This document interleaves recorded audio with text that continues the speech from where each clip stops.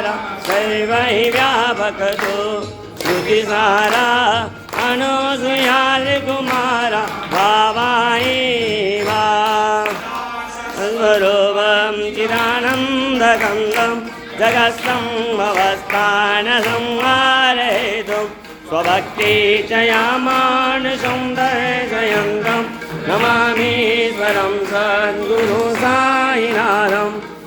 मोन्तविद्वां समार्ताण्डमीड्यं मनोभागदीता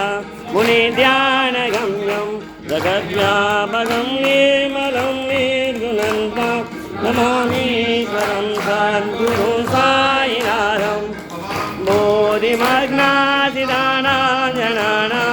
स्वाराजिदानां स्वभक्तिप्रियाणां समुद्धारणार्दो कलौ सम्भवन्तं नमामीश्वरं सद्गुरु